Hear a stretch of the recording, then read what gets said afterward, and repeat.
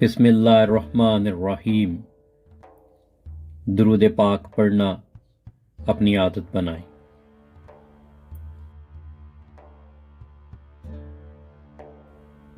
کسی اللہ والے سے کسی نے اپنے مقدر کی شکایت کرتے ہوئے کہا کہ میں جو کام بھی کرتا ہوں وہ الٹا پڑ جاتا ہے،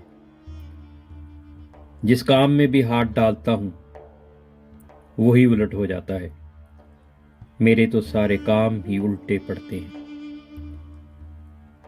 تو بزرگ مسکرائے اور انہوں نے اس شخص سے پوچھا کہ بیٹا یہ بتاؤ کبھی مہر دیکھی ہے؟ کہنے لگا جی دیکھی ہے۔ بزرگوں نے پوچھا یہ بھی جانتے ہو کہ مہر پر لکھائی کیسے ہوتی ہے؟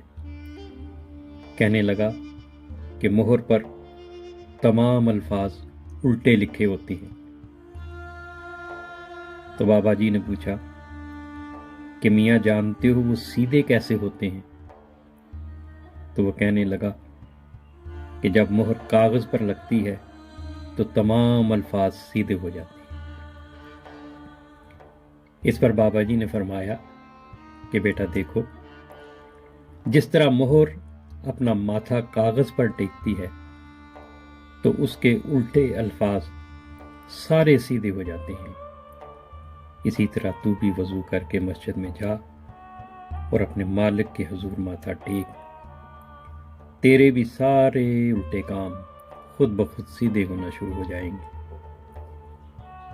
اللہ والے کیسے کیسے لوگ تھے جو مخلوق خدا کو چھوٹی چھوٹی مثالیں دے کر سمجھاتے تھے اور ان کو راہ راست دکھاتے تھے۔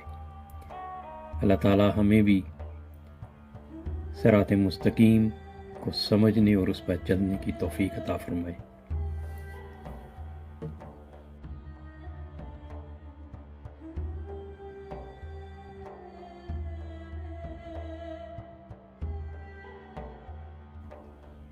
ایک رات سلطان محمود غزنوی رات کے وقت معمول کے مطابق گشت پر تھے اور ایک تندور کے پاس کسی شخص کو سویا ہوا دیکھا تو اس کو اٹھا کر پوچھا کہ وہ کون ہے۔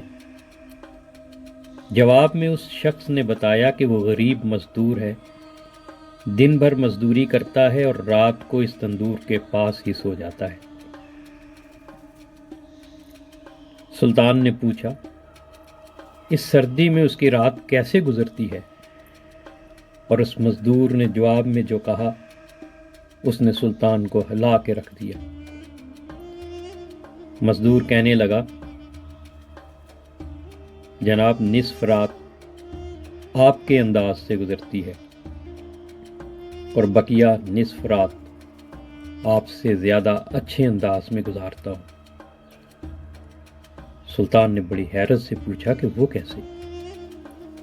تو مزدور کہنے لگا کہ جب تک تندور گرم رہتا ہے تو میں آپ کے جیسی نیند سے لطف اندوز ہوتا ہوں، اور جب تندور ٹھنڈا ہو جاتا ہے تو میں بھی اٹھ کر اللہ کی عبادت میں مصروف ہو جاتا ہوں، جو آپ کے مقابلے میں وقت کا بہتر استعمال ہے۔ اللہ تعالی ہمیں بھی ایسے نیک اعمال کرنے کی توفیق عطا فرمائے۔